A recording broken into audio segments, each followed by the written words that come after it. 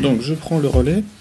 Dans la continuité de Pierre-Antoine, qui posait la question tout à l'heure, comment va-t-on, comment le pouvoir va faire pour nous empêcher de sortir de la société ouverte. Eh bien, ce sera par la force et par la répression, puisque ça a déjà commencé. Effectivement, les Gilets jaunes sont un mouvement de sortie de la société ouverte, et on voit effectivement la répression qui s'abat sur les manifestants. De la même manière, quand on parle de Soros, on parle à un moment donné de toute façon de l'Ukraine. Il faut toujours rappeler que Soros est le principal financier des manifestants de la Révolution colorée de 2004-2005, et 10 ans plus tard, rebelote, il était aussi derrière les manifestations, toujours au même endroit sur la place centrale de Kiev, dite communément Maïdan. Aujourd'hui, donc, en Ukraine, en France, les CRS, ce sont les gardes-chiourmes autoritaires de la société ouverte. On assiste donc en fait à une hybridation finalement de ce que l'on croyait antagoniste, c'est-à-dire effectivement la personnalité autoritaire, la matraque et le cosmopolitisme LGBT. Et en Ukraine, ce sont les soi-disant nationalistes ukrainiens qui sont les gardes-chiourmes de cette société ouverte aussi, là dans leur pays.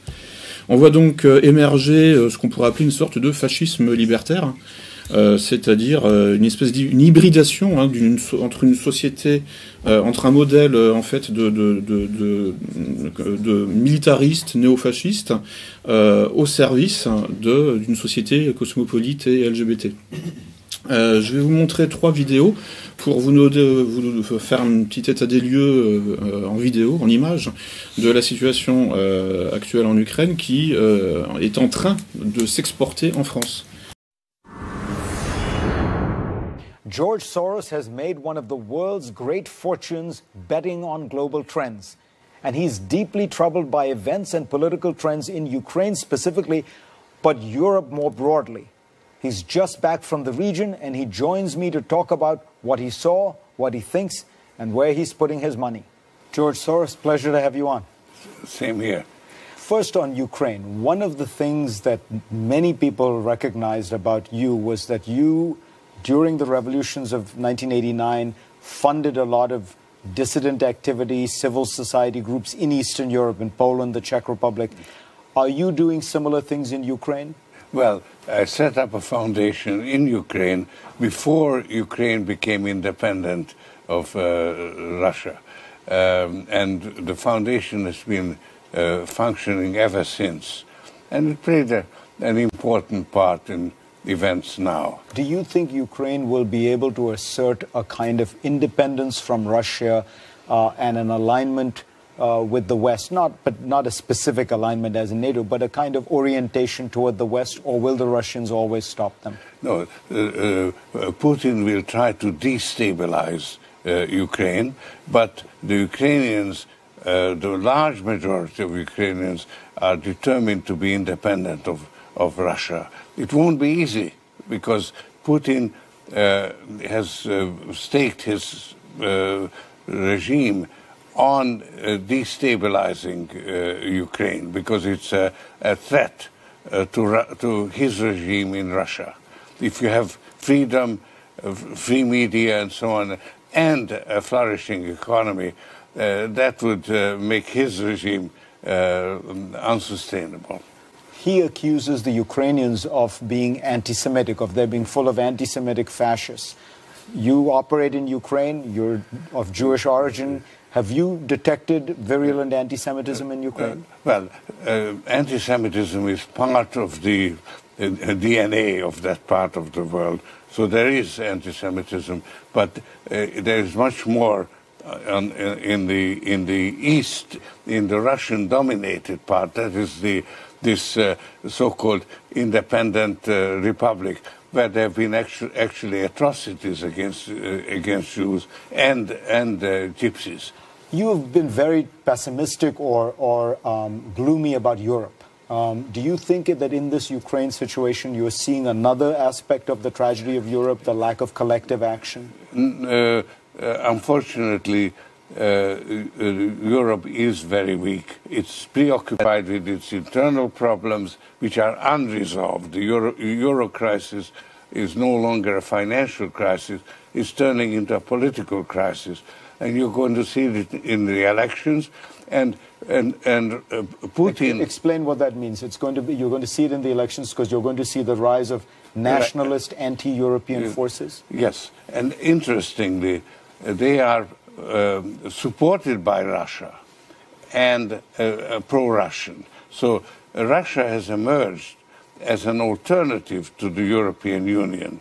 Putin has sort of come out of the closet in Ukraine with an ideology that is nationalist, based on ethnic nationalism. You could call it Russism. That's a new word to describe it, because I don't want to call it Nazi, because it is very similar to what you had in the interwar period, fascism. Protecting your ethnic groups with military force if necessary. Well, it's more than that. There's an ideology, a new sort of myth of Russian superiority. If those who watch Putin's speeches, he actually has revealed this new myth of Russian genetic superiority. You might have heard that previously from someone else. It's a new ideology based on ethnic Russian superiority. And as you say, a lot of these nationalists who are doing well in these European-wide elections seem very pro-Russian, whether on the left or the right. Do you think this nationalism could break up the European Union? Yes, it's a real threat, and Europe needs to recognize it, and we need to recognize it. Actually, we need to have bipartisan foreign policy. We used to have that, and we have lost it. So we need to re-establish it, because there is a real threat. It's a threat to America also, because what's happening in Ukraine and in Europe is having repercussions in Asia. The Chinese drilling rig that is establishing facts on the ground in Vietnam. It's a direct consequence.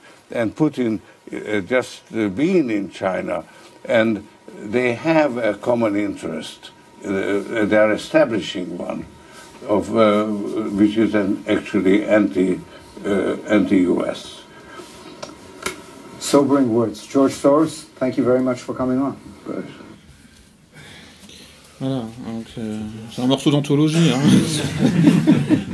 Alors vous voyez, bon, maintenant je vais vous montrer ce qui se passe. Peut-être le commenter pour ceux qui n'auraient pas tout. Oui, bah en gros, donc, gardez bien en tête là ce que Soros vient de dire. Donc je résume.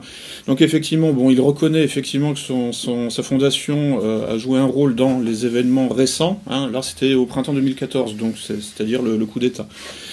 Bon, voilà, au moins les choses sont claires. Et ensuite, il accuse Poutine de soutenir une idéologie de la suprématie ethnique russe. Bon, manifestement, enfin bon, il parle sur un plateau de CNN, donc en fait, bon, voilà, c'est plutôt la gauche américaine, c'est Clinton, Obama, tout ça. Et toutes ces questions-là sont mal vues. Donc il adapte son discours à son public. Hein. C'est comme quand à la fin il dit ah oui mais attention, la Russie et la Chine sont anti-américaines. En fait Soros a strictement rien à foutre des États-Unis, mais il adapte. Hein, évidemment, il y a un fond évidemment un peu de patriotisme chez les Américains, donc il se dit ça va leur faire peur. Donc je sors ça de mon chapeau pour faire peur, pour en fait diaboliser la Russie et la Chine et si possible lancer un assaut, une attaque, une opération militaire. Voilà, bon, par ailleurs, effectivement, donc, il se fait, hein, en gros, l'avocat des minorités et le critique de l'antisémitisme en Russie et du nationalisme ethnique, ou d'une politique nationale ethnique en Russie. Maintenant, alors il y a, et évidemment, il passe sous silence le nationalisme ethnique en Ukraine, qui est bien plus virulent qu'en Russie, pour des raisons historiques que j'ai étudiées, que je rapporte dans mon livre là sur l'Ukraine, et que je vais vous exposer aussi tout à l'heure. Donc là, on voit bien qu'il essaye en fait de fragmenter l'attention, c'est-à-dire qu'il, pour diaboliser la Russie, il utilise l'argumentaire du nationalisme ethnique, qui est bien plus virulent depuis 2014, donc depuis le coup d'État que lui-même a sponsorisé. Puisque des nationalistes ethniques, suprémacistes blancs, ont pris le pouvoir en Ukraine, à la faveur donc de ce putsch, de cette révolution Euromaïdan, que Soros lui-même a soutenu financièrement et logistiquement. Et ça donne quoi maintenant? Ça donne donc le bataillon Azov, transformé en régiment Azov. Alors, juste, je résume un petit peu pour introduire. Donc là, on a en fait une vidéo qui est titrée Peroun na bazi polku Azov. Donc c'est Peroun sur la base du régiment Azov. Peroun, c'est quoi? C'est un dieu païen, néo-païen, dirait-on aujourd'hui. C'est le dieu du tonnerre, si je me souviens bien. Oui, je crois que c'est ça. Enfin bref, c'est un dieu tellurique, ou je sais plus exactement. Enfin bref, il se trouve que le bataillon Azov est adepte de la Rodnoverie. La Rodnoverie, c'est le néopaganisme, c'est un autre nom. Enfin, c'est la même chose. Et donc qu'ils sont aussi férocement anti-russes, parce que la Russie est plutôt chrétienne. Bon, il y a aussi d'autres religions, il y a des musulmans beaucoup, il y a beaucoup de bouddhistes aussi. Mais bon, enfin en tout cas à Moscou, c'est plutôt le christianisme orthodoxe. Et le christianisme orthodoxe est considéré par les néo-païens ukrainiens comme en fait finalement une sorte de judaïsme, en quelque sorte, une nouvelle version du judaïsme qui vient étouffer les racines païennes de l'Europe et de la race aryenne. Donc c'est pour ça que la deuxième partie du titre de la vidéo, c'est Sportivny turnir na chest peremogi Sviatoslava nad Razarieyu. C'est-à-dire qu'en fait, alors vous allez voir donc l'érection d'un totem à Péroun, et puis ensuite, en deuxième partie de vidéo, un tournoi sportif en hommage au roi Sviatoslav qui a combattu les Khazars, puisque les Khazars sont originaires d'Ukraine. Et oui, donc en fait les juifs ashkénazes, non sémites, c'est-à-dire que c'est des blancs convertis au judaïsme au 8e siècle et qui ont donné donc les juifs ashkénazes, c'est-à-dire en fait en gros tous ces noms, tous ces juifs avec des noms allemands, des noms polonais, des noms russes, des noms ukrainiens, comme George Soros d'ailleurs, qui lui est hongrois d'origine, qui s'appelle Schwarz, si je me souviens bien, c'est ça, oui, voilà, donc ça c'est un nom allemand, ça veut dire noir. Le noir, on dirait en français. Et voilà, donc en Ukraine, pour se divertir, les nationalistes ukrainiens donc organisent des tournois en mémoire donc d'un roi qui a combattu les Khazars et qui donc s'est battu contre effectivement les Juifs de l'époque, c'est-à-dire en période de haut Moyen Âge.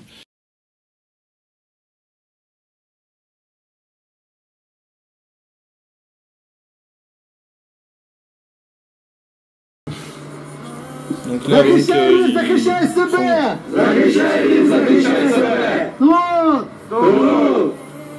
Будь то! Будь то!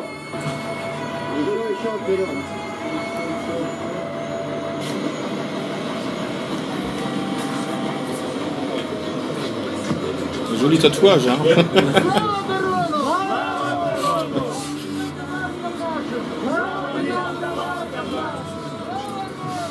Voilà, donc le totem à Péroun. Ils ont fait une libation avec leur propre sang. Oui, voilà, une scarification, enfin bon, voilà. Et ça, c'est le tournoi sportif.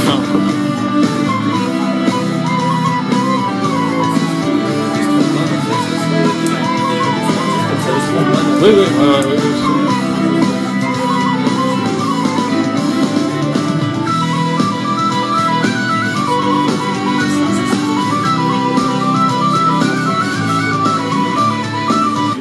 Vous voulez tout voir? Non, j'accélère. Voilà, c'est la remise des prix. І третє місце з найтехнічнішим виконанням друг Таєць. А теперь прошу все команды, всех участвующих на групповую фотку. Браво! C'est pas très Glucksmann en fait. Non, pas franchement, non. C'est Glucksmann et le petit journal qui soutient. Et alors bon, ce qui est étonnant, c'est pas que ça existe, hein, c'est qu'on nous en parle pas en France. Alors, je veux dire, c'est ça le plus étonnant en fait. Alors que bon, normalement, ça devrait déclencher les foudres, hein, je veux dire, de tous les beaux esprits de la société ouverte justement. Les partisans de la société ouverte tolèrent ça, évidemment, ils sont tolérants, donc ils sont pour la diversité, donc ils tolèrent aussi le néonazisme. C'est logique en fait, quand on y pense. Et donc en fait à la fin, hein, ce mixte, cette hybridation donc en fait de sociétés militaristes avec des croix gammées, etc., et de sociétés ouvertes cosmopolites et LGBT, ça donne quoi? Je vais vous le montrer tout de suite.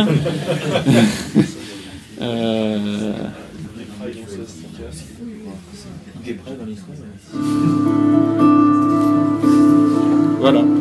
Donc une exposition qui célèbre les soldats LGBT, des bataillons qui attaquent le Donbass,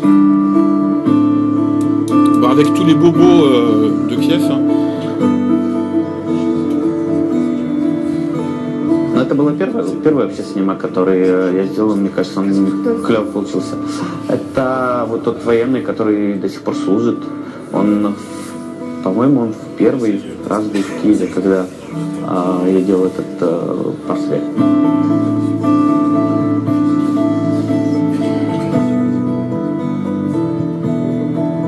Процеси, коли я почав усвідомлювати важливість всього цього. Je précise, alors lui il n'est pas chez Azov, il est dans un autre bataillon, enfin il y a une myriade en fait hein, de bataillons nationalistes ethniques, etc., qui se disent patriotes, blablabla, et donc il y en a un qui s'appelle bataillon Donbass, hein, comme le nom de la région qu'ils attaquent.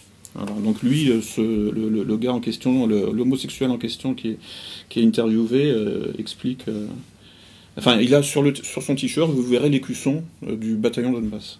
Я зрозумів, що я буду, мабуть, там перший, так, хто відкриє своє обличчя. Я зрозумів, що це важливо.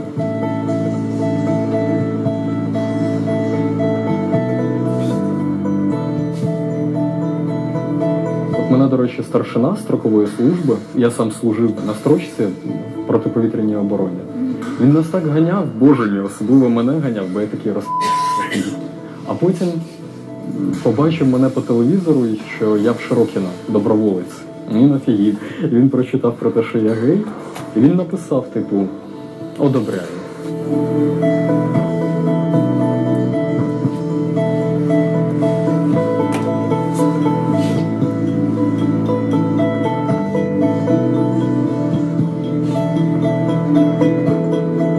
Люди бояться, звичайно.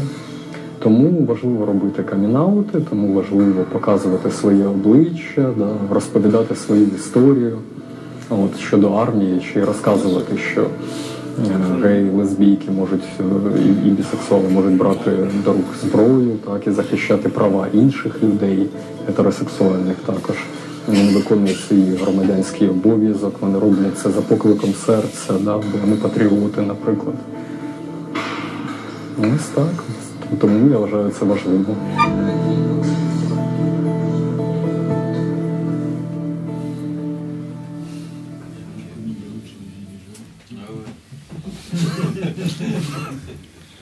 Voilà, alors vous voyez,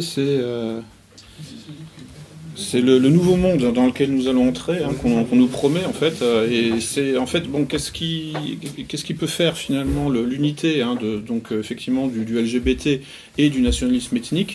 Finalement, c'est quoi? C'est d'avoir un ennemi commun. Hein. C'est pour ça qu'effectivement, il faut insister aussi lourdement sur la Russie, parce que si vous retirez l'ennemi commun, pouf, tout ça, évidemment, ça part en mille morceaux. Et surtout, alors, bon, comment cette espèce de mixture, enfin, cette espèce de millimélo, de bric-à-brac, hein, d'univers parfaitement hétéroclite parvient à s'assembler, c'est aussi parce que, au-delà de l'ennemi commun, il y a un arrière-fond commun aussi, c'est un arrière-fond idéologique qui s'appelle l'occultisme. Et qui en fait est en train de devenir en quelque sorte un peu l'idéologie dominante, enfin l'arrière-fond, la toile de fond idéologique de l'Ukraine. Et au-delà de l'Ukraine, de toute la zone atlantiste, en réalité. parce que finalement, bon, quand on regarde bien tous les communiqués sur le LGBT qui ont été diffusés par l'OTAN, c'est soutien au LGBT. Depuis 2002, officiellement, l'OTAN soutient le mariage, le soi-disant mariage homosexuel. C'était un communiqué officiel que je vous montrerai tout à l'heure.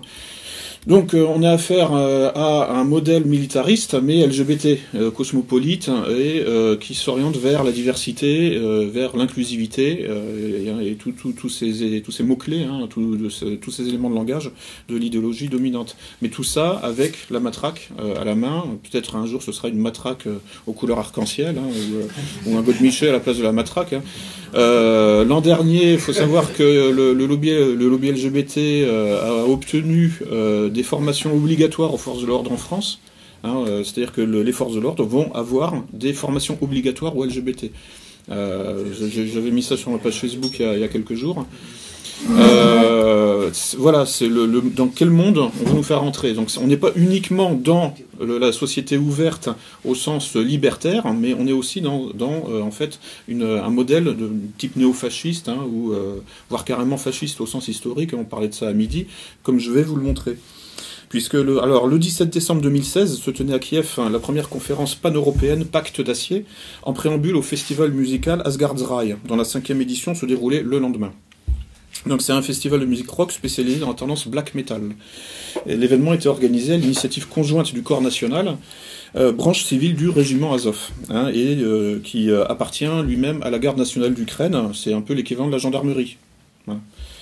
Et de groupes de rock sympathisants des organisations ukrainiennes dites nationalistes comme Peste Noire et M8L8TH. Donc l'orientation politique et géopolitique de l'événement apparaît dans les noms employés, hein, puisque l'expression de pacte d'acier vient de l'accord signé le 22 mai 1939 à Berlin par les ministres de Mussolini et de Hitler, hein, pour sceller officiellement les forces de l'axe germano-italien quelques mois avant la Deuxième Guerre mondiale. Quant au festival Asgard's-Rai, il tire son nom du motif de la chasse sauvage de Wotan, hein, ou Odin, issu de la mythologie nordique pré-chrétienne. Par ailleurs, le nationalisme ukrainien se revendique de la figure historique de Stepan Bandera, dont la mouvance paramilitaire fournira des supplétifs au Troisième Reich pendant la guerre, la Deuxième Guerre mondiale, et qui sera ensuite intégré dans les réseaux clandestins de l'OTAN. Donc cet imaginaire néo-fasciste, néo-nazi, néo-païen, magnifiant la violence et affirmant la supériorité de la race blanche, est également putschiste, atlantiste et anti-russe, hein, évidemment, reproduisant le découpage de la guerre froide, hein, quand la CIA menait sa guerre culturelle, hein, contre Moscou en parrainant des courants artistiques anticommunistes, hein, de l'expressionnisme abstrait, hein, Jackson Pollock, dans le champ pictural, au mouvement musical du Rock Against Communism, RAC. Il y a peut-être des gens suffisamment vieux pour avoir connu ça dans la salle. Parce que c'était, bon, fin des années 70, début des années 80, quoi, à peu près. Or, l'anticommunisme d'hier et la russophobie, comment ? Oui. La russophobie d'aujourd'hui ne se contente pas d'avoir la même cible et les mêmes financiers, hein, mais semble également entretenir une fascination commune pour l'occultisme. À l'occasion de cette conférence, deux intellectuels d'Azov, Olena Semeniaka et Sviatoslav Vyshinsky, proposaient une théorisation assez poussée des relations entre le courant musical du black metal et les sciences occultes traditionnelles. En résumé de leur thèse, au-delà d'une simple mode, le black metal est un vecteur esthétique permettant de produire sur la conscience des effets de transformation alchimique analogues à ceux de la magie noire. Hein, ces phénomènes sont considérés positivement par les orateurs de la conférence. Le site Militant Zone, Militant Zone en anglais, avec un accent anglais, consacré aux militants du black metal, reproduit l'intervention de Vyshinsky, qui est docteur en philosophie par ailleurs, et auteur en 2014 de Metaphysica Nova. Alors qu'est-ce que dit Vyshinsky ? Qu'est-ce que le black metal, sinon la musique des temps ténébreux, sinon le son de l'âge de fer lui-même ?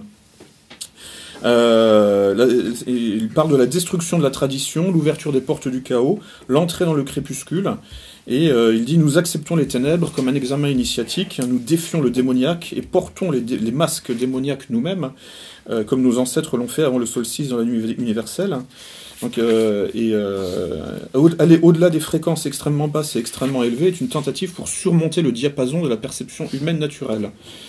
Le fait de se vêtir dans des robes, dans des vêtements démoniaques n'est pas seulement métaphorique, hein, à travers les masques, mais aussi physique, par l'immersion dans les tonalités inhumaines.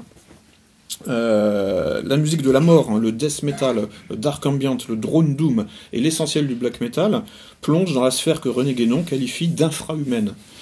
Le Magnus Opus, le grand œuvre au noir, transforme l'adepte musical en magicien noir, criant à la mort dans ses diverses images. Voilà, donc tout ça est très intéressant en réalité, théoriquement. Ensuite, le problème, c'est que tous ces gens-là se retrouvent avec un fusil à tirer sur des civils dans le sud-est de l'Ukraine. Et ne rêvent que d'une chose, c'est d'attaquer la Russie sur ses frontières. Ce qui nous plongerait, vous vous en doutez, dans une situation délicate. Donc l'intervention de Olena Semeniaka est dans la continuité de son article de 2012, publié dans un ouvrage collectif, et elle s'attache dans ce texte à définir une typologie des différentes tendances, parfois antagonistes, du black metal, notamment donc le nihilisme radical et l'athéisme, qui se cachent derrière l'imagerie sataniste, donc là je cite, et parfois se chevauche le darwinisme social d'Anton LaVey, qui est donc un Californien bien connu, fondateur d'un temple satanique, aux États-Unis. Elle parle d'une ligne occultiste souvent liée à la voie de la main gauche. Elle parle du satanisme théiste, religion du diabolus absconditus, qui frise le gnosticisme et les enseignements similaires des cultes païens archaïques, qui peuvent être liés au luciférisme arien. Et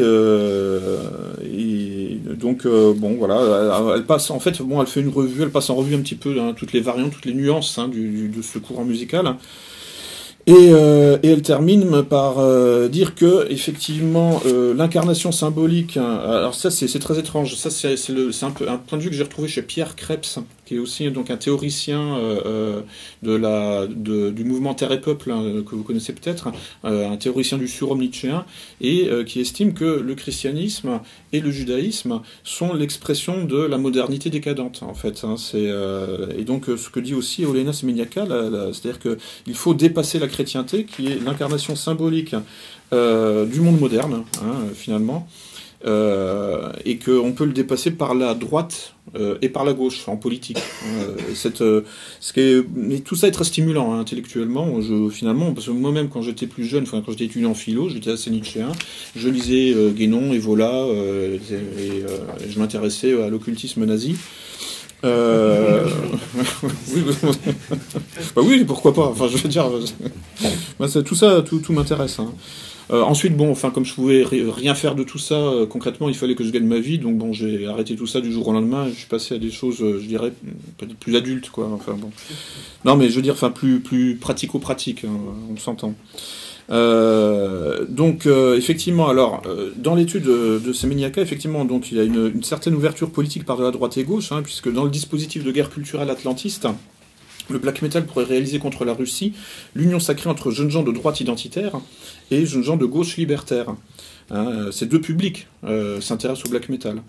Et sur la base d'une communion musicale pendant les concerts de rock, lointain descendant des rituels mystiques dionysiaques, au sens de Nietzsche, pendant lesquels l'individu s'oublie soi-même et fusionne avec le groupe dans un processus de désindividuation romantique. Cette quête du sentiment océanique, du groupe fusionnel, de la communauté idéale et de l'entre-soi homogène est le point faible à exploiter pour diriger autrui avec son consentement dans telle ou telle direction par des promesses de fusion communautaire à venir. Au-delà du black metal, c'est l'entièreté de la culture pop et rock, mea culpa. Moi aussi j'ai écouté tout ça quand j'étais jeune. Donc c'est l'entièreté de cette culture qui peut jouer ce rôle managérial, de contrôle social et de conduite du changement, ainsi que la culture ultra et hooligan des supporters de football, qui reposent sur les mêmes dynamiques, et partagent une même capacité de simplification de l'esprit par la production d'émotions amour-haine fortement polarisées et sans nuance. Comme toutes les variantes du rock'n'roll, le black metal est apprécié par un public jeune avec ce que cela suppose de radicalité psychologique et politique, de soif d'absolu, et de besoin d'affirmer son identité en opposition et dans le conflit, mais en adhérant à un groupe fusionnel. Ce qui autorise à ranger les concerts de rock et les matchs de foot dans la catégorie des opérations psychologiques. Et c'est dans ces domaines-là, dans ces milieux-là, que précisément les nationalistes ukrainiens, que l'OTAN recrute beaucoup pour envoyer des petits jeunes se faire dégommer pour Bernard-Henri Lévy sur le front de l'Est. Donc, et effectivement, donc les concerts de rock et les matchs de foot sont des déclencheurs émotionnels et comportementaux au même titre que le terrorisme d'État. Donc les psyopes d'ingénierie sociale, les opérations psychologiques d'ingénierie sociale, consistent le plus souvent à organiser sciemment des phénomènes de panique et de dérive sectaire en exploitant toutes les ressources de l'instinct grégaire et du conformisme imitatif.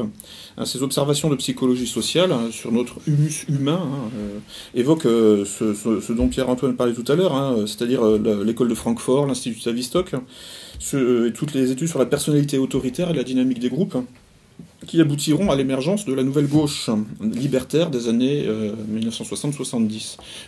Ici même, enfin dans une autre salle à Lille, j'avais parlé de ça dans un exposé sur la gauche autoritaire, ou la gauche contre la liberté, je sais plus. Oui. Donc en termes nietzschéens, pendant ces années 60-70, la gauche passera de la figure d'Apollon, soit le marxisme classique, rationaliste et réflexif, rigoriste et conservateur, à la figure de Dionysos, soit le marxisme culturel, fusionnel et vitaliste, impulsif et spontanéiste. Dans un entretien récent, Robert Stoker, qui n'habite pas très très loin d'ici, je crois, plaidait en faveur de l'union de ces deux tendances et pointait au passage le vrai problème selon lui. Donc il écrivait, c'est sur le blog des éditions Bios que ça a été publié, il disait il faut coupler ces deux filons philosophiques, c'est-à-dire le réalisme conservateur traditionnel et le romantisme organique, et les brancher ensuite sur les acquis plus récents et mieux étayés scientifiquement, que sont la biocybernétique et la théorie des systèmes, tout en ne basculant pas dans une ingénierie sociale perverse comme le voulait Tavistock, dont le complotiste Daniel Estulin, aujourd'hui installé en Espagne, a investigué le rôle cardinal dans l'élaboration de toutes les formes de lavage de cerveau que nous subissons depuis plus d'une 60aine d'années. Fin de citation. Donc ce basculement dans le lavage de cerveau généralisé redouté par Robert Stockers est une conséquence de la militarisation généralisée des phénomènes culturels et identitaires. La guerre hybride, c'est la guerre totale, en fait. Tout est militarisé. Cette militarisation contribue au dédoublement postmoderne de la société. Quand les formes traditionnelles sont découplées entre l'original et une copie radicalisée et conçue pour embrigader les foules. Par exemple, dans le champ islamique, c'est le takfirisme, qui est une création en fait de la CIA. Il y a des sources, mais enfin, en général, les musulmans normaux, je dirais, disent que le takfirisme, c'est l'islam pour les débiles, quoi. Enfin, c'est l'espèce d'un islam pour les analphabètes, et qui est fait exclusivement pour radicaliser en prison. Pour ensuite recruter en réalité et envoyer donc des jeunes musulmans effectivement se faire trouer la peau pour Bernard-Henri Lévy en Syrie. Donc le romantisme adapté aux besoins, le romantisme qui possède sa légitimité historique, culturelle, tout ce qu'on veut, adapté aux besoins de la propagande de guerre, produit ainsi cet occultisme néo-romantique du black metal théorisé par le mouvement Azov, avec son caractère ethno-futuriste artificiel, représentatif des manipulations de masse, quand le simulacre remplace l'authentique.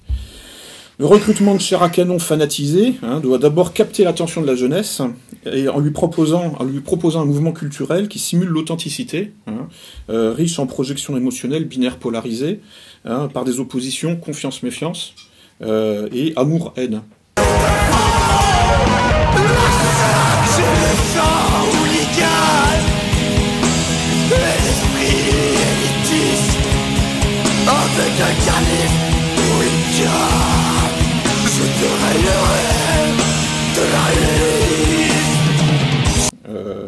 Pour ensuite les déployer dans un conflit triangulé qui désignera l'ennemi et l'ami. Dans cette perspective, les initiatives culturelles du mouvement Azov, avec ses diverses branches, avec les concerts, les conférences, les défilés, etc., jouent le même rôle que celles des groupes djihadistes, exposés en vidéo sur YouTube, avec une certaine complaisance. En Ukraine, donc les objectifs militaires qui déterminent en dernière instance la promotion du black metal sont d'ailleurs reconnus sans difficulté par Olena Semeniaka. En conclusion de son intervention, donc là, fin 2016, elle décrit un mécanisme d'ingénierie sociale en plusieurs étapes, combinant le pompier pyromane et l'hameçonnage. Commençant par le souhait d'une aggravation de la crise migratoire en Europe de l'Ouest, ce qui pousserait les Européens de l'Ouest paniqués à chercher du soutien auprès des nationalistes ukrainiens, qui pourraient alors les rabattre sur une position anti-russe, ce qui ne réglerait certainement pas le problème migratoire, mais permettrait de préparer l'opinion publique à attaquer la Russie. Je cite donc les quelques lignes de son intervention. Ouvrez les guillemets, la montée de la droite en Europe occidentale, en réponse logique à l'afflux de réfugiés et à la terreur, donne finalement l'espoir d'un pacte d'acier, attendu entre les nationalistes de l'Est et de l'Ouest. À ce stade, notre tâche stratégique, nous, Azov, Nous, nationalistes ukrainiens, sous contrôle de l'OTAN, hein. Bon, ça, elle ne le dit pas.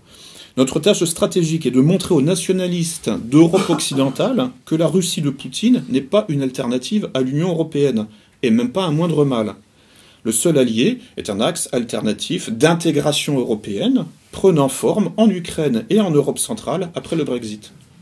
Ça ressemble comme deux gouttes d'eau à ce que disait Soros sur le plateau de télé. Hein, attention, Poutine est contre l'UE, etc. Bon, ne sortez pas de l'UE, on y reste, etc. Et voilà. Donc, pourquoi les nationalistes ukrainiens sont-ils à ce point préoccupés de détourner les Européens de toute alliance avec la Russie, voire même de dresser les Européens contre la Russie? Parce qu'ils doivent contribuer à réaliser la politique impériale anglo-américaine d'isolement de la Russie derrière une barrière d'État hostile, s'étalant de la mer Baltique à la mer Noire. Un projet baptisé Intermarium par Joseph Pilsudski, qui est donc en fait fondateur de la Deuxième République de Pologne, donc enfin un grand homme de l'histoire de Pologne.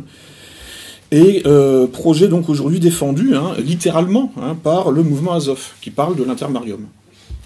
De fait, si vous arrivez à créer une conjonction, enfin une unité, un continuum politique ou géopolitique entre l'Ukraine et la Pologne, et éventuellement les États baltes, vous réalisez cet intermarium entre la mer Baltique et la mer Noire. Et là, vous pouvez commencer à attaquer donc la Biélorussie et la Russie directement sur leurs frontières. Ce que Napoléon a essayé de faire, ce que Hitler a essayé de faire. Et d'où le rôle clé de l'Ukraine, qui doit être annexé à ce bloc atlantiste et qu'il faut donc désolidariser à tout prix de la Russie en convainquant les Ukrainiens, contre toute évidence historique et géographique, qu'ils n'ont aucun rapport avec la Russie, voire qu'ils s'y opposent depuis toujours et par nature. Un observateur attentif du nationalisme ukrainien et représentant d'Azov en France, Pascal Lassalle, dressait en 2011 un état des lieux prémonitoire des difficultés rencontrées par l'Ukraine. Pays d'essence slave et russe, mais obstinément convoité par l'impérialisme occidental en raison de son positionnement géostratégique, ouvrant la porte de l'Eurasie. Que disait Pascal Lassalle? En fait, que l'Ukraine avait beaucoup de problèmes, et notamment une occidentalisation accélérée. Alors je cite, une occidentalisation... Alors c'est sur le site Europe Maxima. Il disait donc que l'Ukraine connaissait une occidentalisation accélérée de la société et de sa jeunesse au moyen de la séduction exercée par les modes, mœurs et habitudes de consommation occidentales qui viennent aggraver les fractures déjà existantes avec des écarts de richesse hallucinants. Et donc également les menées géopolitiques états-uniennes, la stratégie de l'anaconda et de l'encerclement, qui vise à instrumentaliser ces fractures existantes en Ukraine pour l'intégrer dans l'OTAN, comme pion et levier d'une politique anti-russe. Politique facilitée, selon lui, par les crispations contre-productives précitées de la Russie.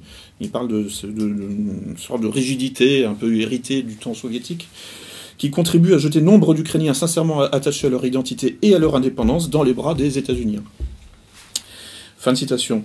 Bon, honnêtement, invoquer des crispations de la Russie, ça relève plus du prétexte qu'autre chose pour essayer de justifier la méfiance des nationalistes ukrainiens. Ces derniers sont finalement assez peu représentatifs de leurs compatriotes, qui émigrent en masse depuis des années maintenant chez le grand frère russe, avec lequel, à cause de la guerre civile, et grand frère russe avec lequel finalement ils n'ont aucun problème, en dépit de la narration martelée dans les médias de la menace russe et de l'invasion russe. J'ai passé quelques jours en Ukraine il y a 2 ans. À l'hôtel, je regardais la télé, c'est du matin au soir. Et invasion russe dont le caractère entièrement virtuel peine à convaincre. Vous allez le voir un peu plus tard. J'ai aussi un témoignage que je vais vous produire. Donc la révolution orange de 2004 et celle de Maïdan de 2014, toutes deux anti-russes, ne venaient pas anti-russes, libérales et patronnées par les gens par George Soros notamment, ne venaient pas du peuple ukrainien. Elles étaient fondamentalement des coups d'État étrangers avec le soutien de minorités actives locales. Selon le principe de l'intermarium, donc il s'agit de transformer l'Ukraine en base militaire atlantiste afin d'attaquer la Russie sur ses frontières et finir le travail commencé au XIXe siècle. C'est ce que les géopolitologues anglo-américains appellent le grand jeu. C'est-à-dire en fait la conquête de tout le continent eurasiatique, en passant par le sud, par l'ouest, par l'est, etc., en encerclant le continent eurasiatique pour en finir avec l'indépendance de Moscou et de Pékin. Et de Téhéran, par la même occasion. Et donc, toujours comme, évidemment, la finance cosmopolite en rêve, de Londres à Wall Street, Figurez-vous que pendant l'été 1945, alors que la Grande-Bretagne venait de gagner la guerre, Winston Churchill élaborait un plan pour la poursuivre, malgré tout, et prolonger l'opération Barbarossa, lancée par Hitler en 1941. Avec pour nom de code Unthinkable, donc impensable, cette opération britannique envisageait, entre autres choses, de continuer à employer l'armée allemande comme force de procuration contre l'URSS, mais cette fois-ci officiellement. Je vous invite à regarder, vous tapez Opération Impensable ou Unthinkable, Winston Churchill, et blablabla, vous trouverez les références de ce projet qui, en fait, finalement, donc, n'a pas été mis en œuvre. Donc, en fait, depuis au moins le 19e siècle, la géopolitique se réduit pratiquement à une question, on attaque la Russie ou pas ? Hormis les opérations militaires et les sanctions économiques, un volet important de cette guerre hybride totale contre Moscou est culturel.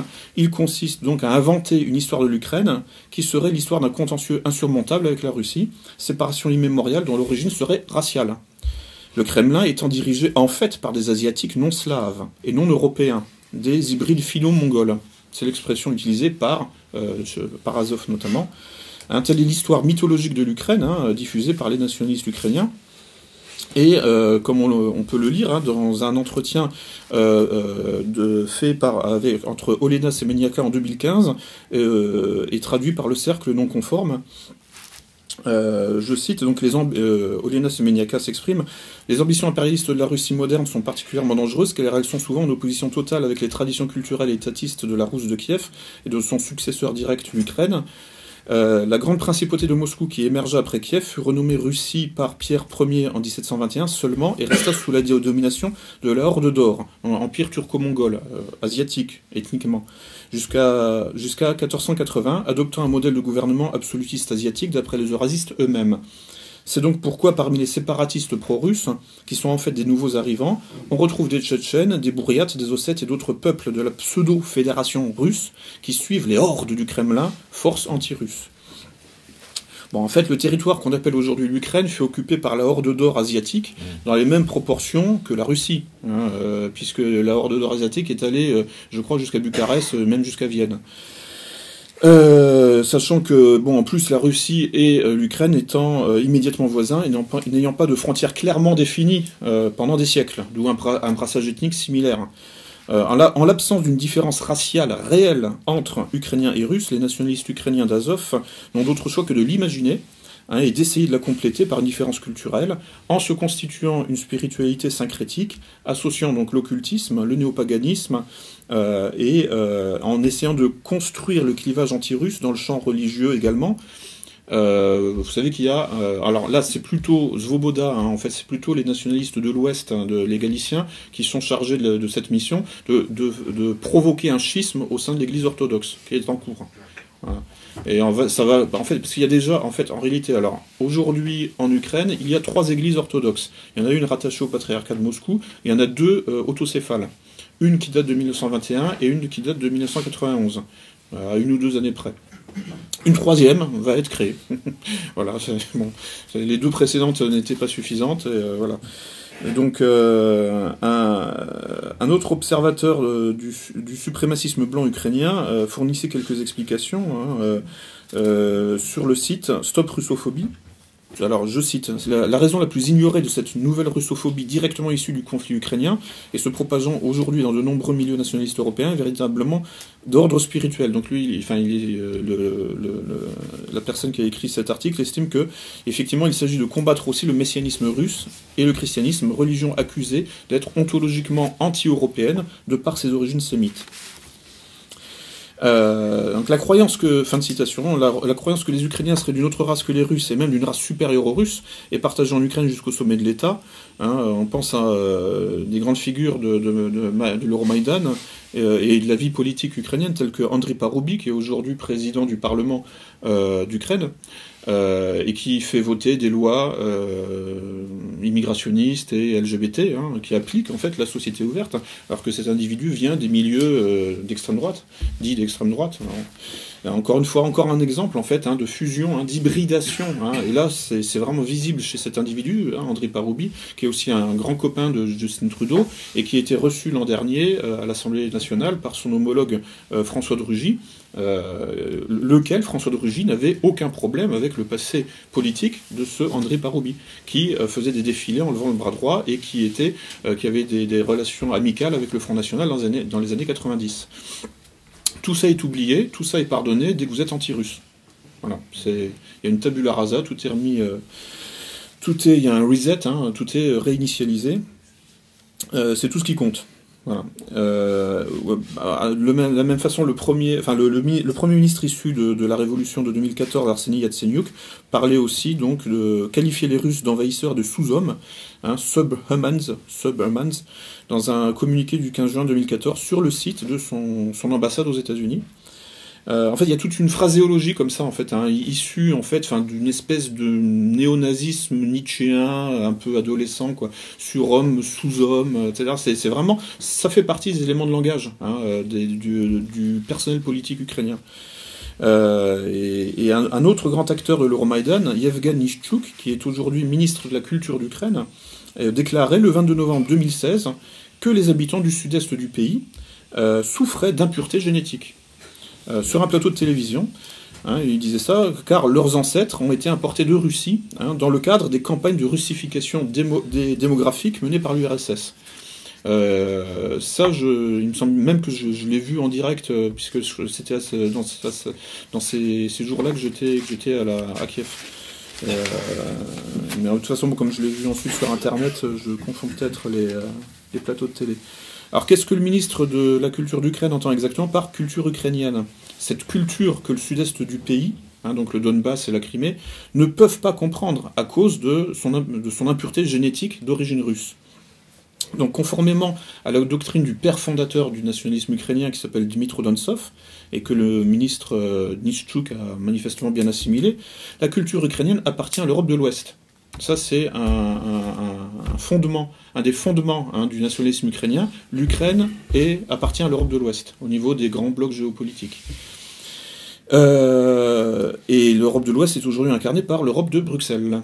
Donc tout Ukrainien génétiquement pur doit donc désirer rejoindre l'Union européenne et accepter les conséquences de la révolution de Maïdan, qui suscitait l'enthousiasme du ministre en 2014.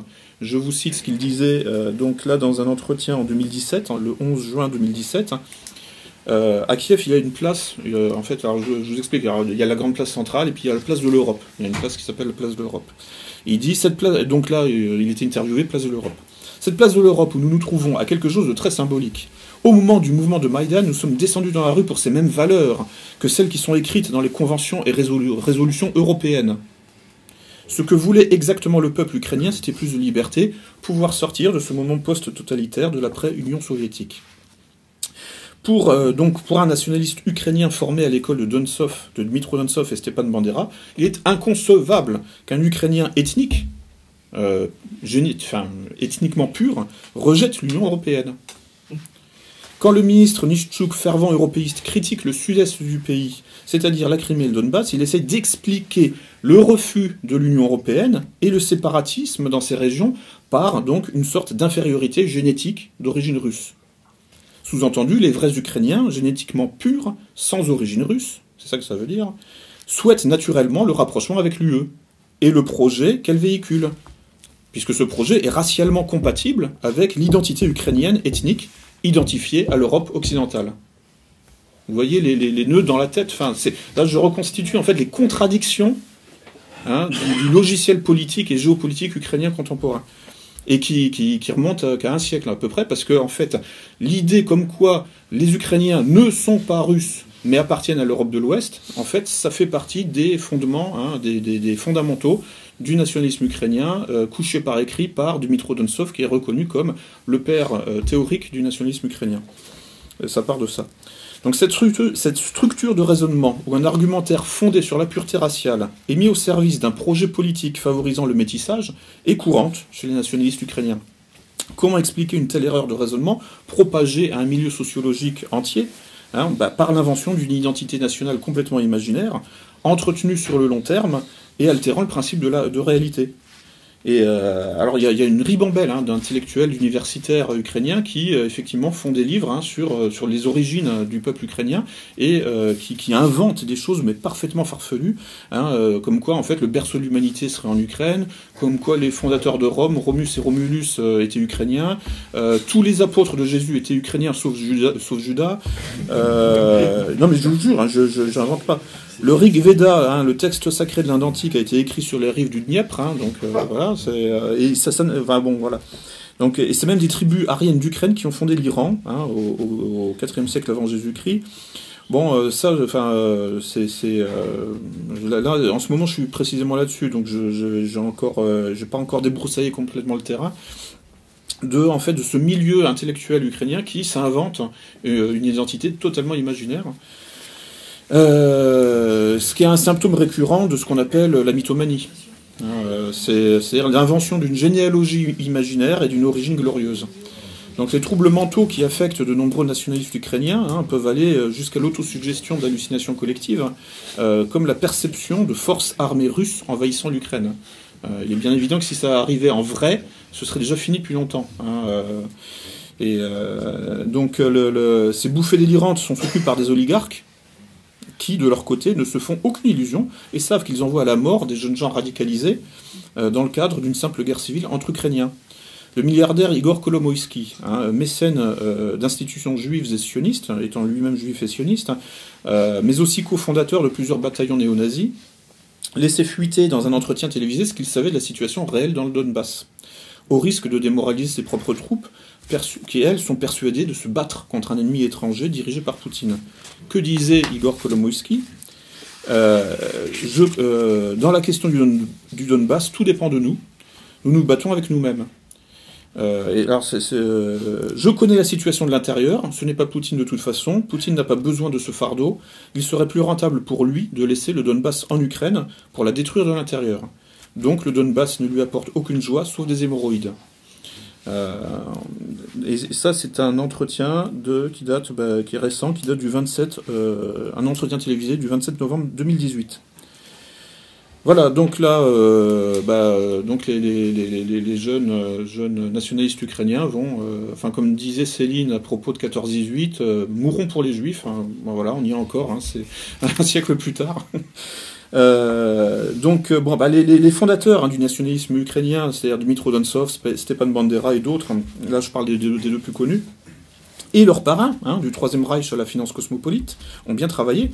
Après des décennies d'acculturation et de désaffiliation consistant à faire croire à la population cobaye des nationalistes ukrainiens qu'ils avaient d'autres origines que les Russes, ces nationalistes, victimes d'une opération de transformisme identitaire, en viennent à déclarer la guerre aux Russes et aux russophones du Donbass au nom d'un projet où le suprémacisme racial ukrainien fusionne avec le suprémacisme blanc européen, puis est ensuite rabattu sur un pan-européisme libéral qui est en fait le meilleur ennemi des Européens blancs.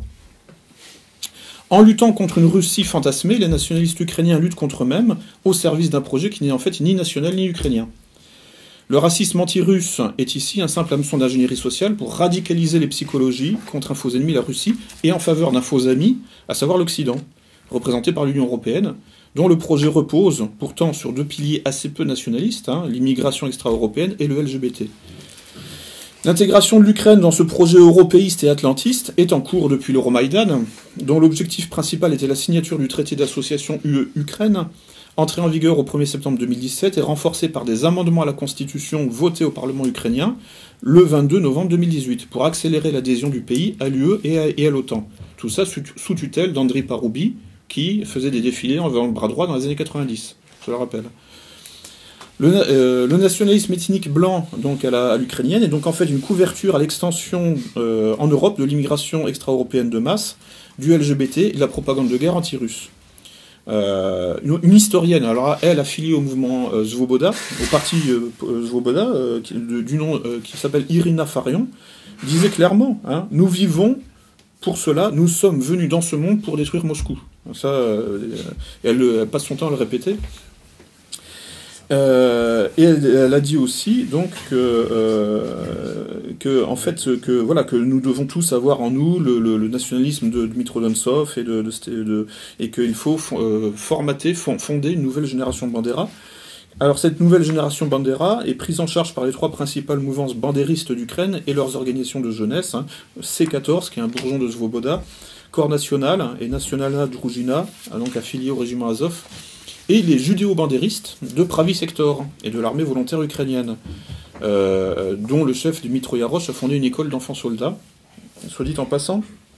Et du temps où il dirigeait Pravi Sector, Dmytro Yarosh avait pour soutien financier et moral l'oligarque juif déjà mentionné, hein, Igor Kolomoïski.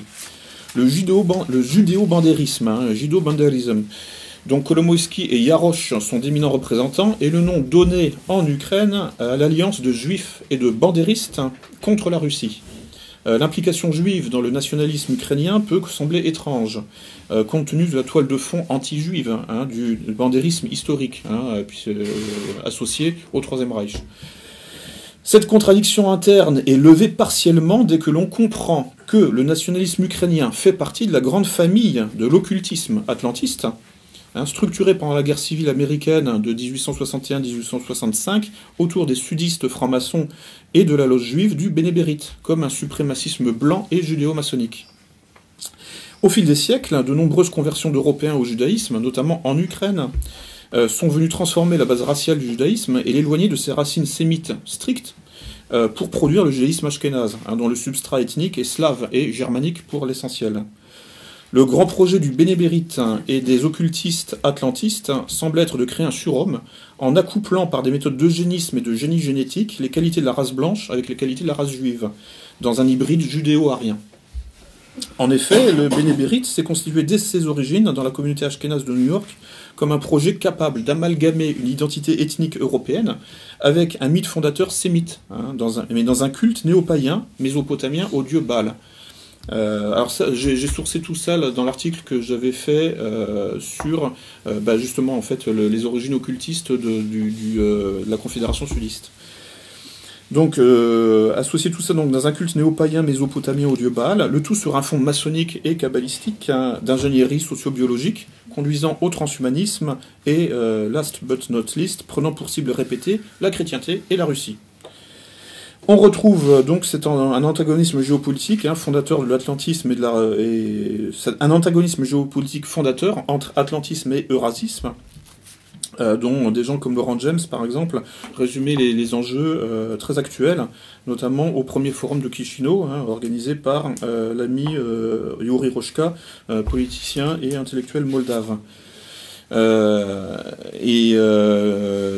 disait Laurent James donc à ce premier forum de Chisinau, qu'il y avait donc un pôle continental anti-atlantiste, hein, régi par la volonté d'unification de destin des peuples eurasiatiques, porté par une foi vivante et agissante, hein, catholique à l'ouest et orthodoxe à l'est, et un pôle donc d'obédience christique et mariale pour lequel Jean Parvulesco a combattu durant sa vie entière. Et puis en face, un pôle violemment nationaliste, hein, en réalité dépendant intégralement des forces atlantistes. Fin de citation. Du point de vue de la géopolitique transcendantale, au sens donc de Jean Parvulesco ou d'Alexandre Douguin, l'atlantisme est le chaos, en fait. C'est un fourre-tout incohérent de forces contradictoires, dont le seul point commun est l'absence de tout projet positif. Et là, ça fait écho donc au black metal, hein, qui se définit, d'après Olena Semeniaka, négativement, d'abord négativement. Donc, absence de tout projet positif, fourre-tout contradictoire, de forces contradictoires, qui ne parviennent à s'unir de façon toujours précaire et instable, qu'en se donnant un ennemi commun, en position de bouc émissaire. L'atlantisme, en tant que modèle de société liquide, est informe. L'eau n'a pas de forme intrinsèque, sa forme lui est donnée par une extériorité solide qui vient la border, hein, la canaliser, l'encadrer, la limiter. Quelle est la forme de l'eau ? C'est le titre d'un film, hein, la forme de l'eau. Quelle est la forme de l'eau ? C'est la forme que la Terre lui donnera. Quelle est la forme de l'atlantisme ? Celle que l'eurasisme lui donnera. L'atlantisme a donc besoin d'une figure extérieure pour se stabiliser et parvenir à durer dans l'être. Ce caractère liquide et informe du projet suprémaciste et occultiste occidental, atlantiste, hein, explique les raisons de son effondrement permanent sur lui-même, car c'est avant tout l'expression de pulsions d'autodestruction. Quand ces pulsions de mort trouvent une figure de l'ennemi, elles peuvent se cristalliser à l'extérieur, sinon elles se retournent vers l'intérieur et contre soi.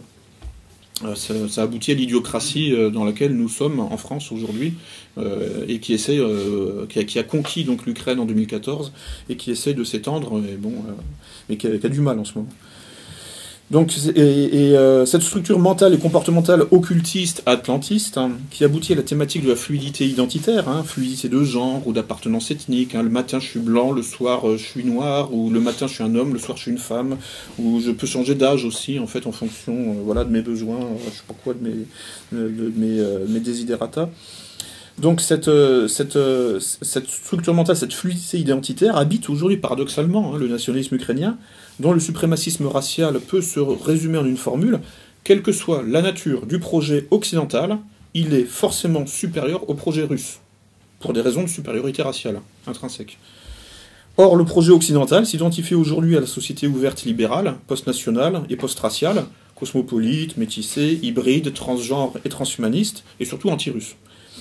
Résultat, depuis des années, des organisations politiques et des associations mémorielles des pays baltes et d'Ukraine se revendiquent ouvertement du Troisième Reich et du nationalisme ethnique blanc, tout en soutenant dans leurs parlements respectifs le vote des directives de Bruxelles, immigrationnistes et LGBT. En Ukraine, ce processus d'alignement sur la société ouverte se réalise, donc, comme je le disais, sous la direction d'Andrei Parubin, naguère cofondateur du parti ultranationaliste Svoboda, et qui déclarait en septembre 2018 son admiration pour Adolf Hitler. Il a dit sur un plateau de télé, on mettra toutes les sources en fait en post-production, qu'il ne fallait pas, et qu'il a demandé au public, alors sur un plateau de télévision, il était interviewé, il a demandé de ne pas oublier la contribution du Führer au développement de la démocratie. Et au moment... Non mais pourquoi pas, je veux dire, le débat est pas là. Pour moi, le problème, c'est que normalement, ça aurait dû faire scandale en France, au moins, enfin en Occident, quoi. Alors ça a déclenché en fait une vague d'indignation en Ukraine et en Russie, mais ça a été passé totalement sous silence dans l'Union européenne. Bizarre quand même. Donc on le voit, en fait, des suprémacistes blancs peuvent parfaitement engager des blancs sur la voie du génocide des blancs. Voilà. C'est comme ça. C'est bizarre. Mais là, je ne fais que compiler de l'information et montrer la logique illogique de cette logique. Mais on peut formuler ça aussi autrement. Le projet occultiste des judéo-bandéristes ukrainiens rend compatible société ouverte et société fermée.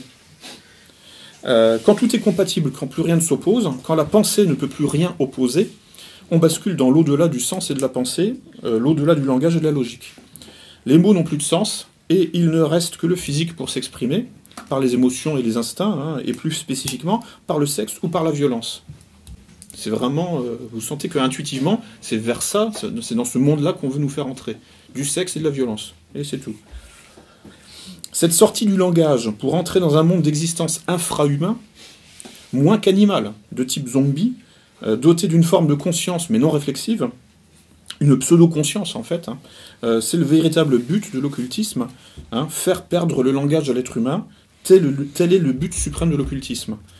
Et nous sommes ici exactement à l'opposé de la tradition du conservatisme, revendiquée officiellement par les organisations qui nous entraînent vers cet occultisme, du moins en Ukraine, mais aussi ailleurs, dans les pays baltes par exemple. À ce stade de dissonance cognitive et de dislocation mentale, le seul moyen pour reconstituer un semblant d'unité psychique est de désigner un ennemi extérieur. Toujours la même chose.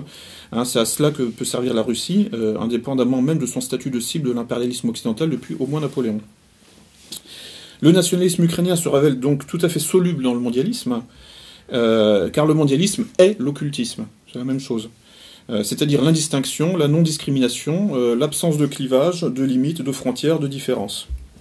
Ce processus d'inclusion du suprémacisme racial dans le mondialisme se réalise sous l'impulsion d'organisations donc ukrainiennes comme Azov et ses diverses branches, et dont le projet pan-européen rappelle étrangement la vision de Richard Koudnov-Kalergi. Et d'ailleurs, Azov parle de pan-Europe, pan-Europa ou de projet pan-européen.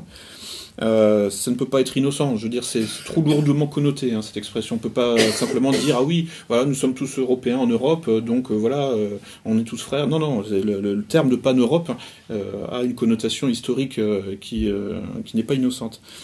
Et Kounov-Kalergi, donc inspirateur de plusieurs thématiques ethno-futuristes, hein, effectivement, aux nationalistes ukrainiens. Et je vais finir sur cette citation de Kounov-Kalergi, tirée donc de Idéalisme pratique,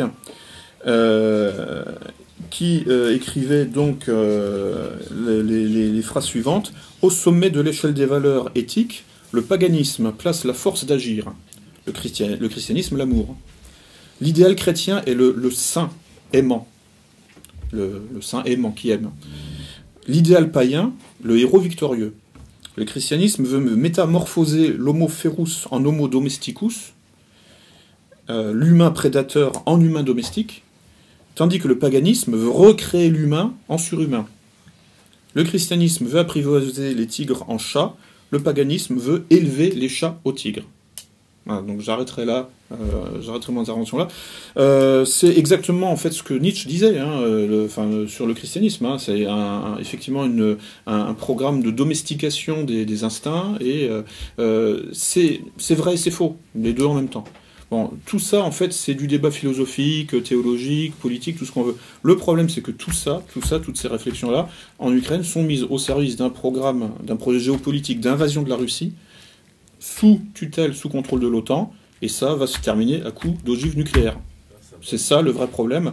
Moi, j'ai dit à Pascal Lassalle, je lui ai dit, mais moi, j'ai aucun problème, en fait, avec tes amis de chez Azov. Je suis prêt à leur tendre la main, mais qu'ils arrêtent leurs conneries sur la Russie.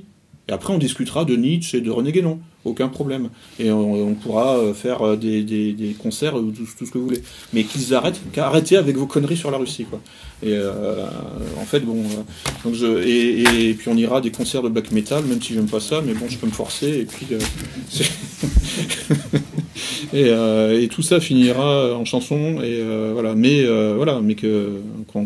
qu'ils arrêtent de nous casser les couilles avec leur menace russe qui n'existe pas, et qui, si elle existait, aurait déjà de toute façon balayé toute l'Ukraine. Et je vous remercie pour votre attention.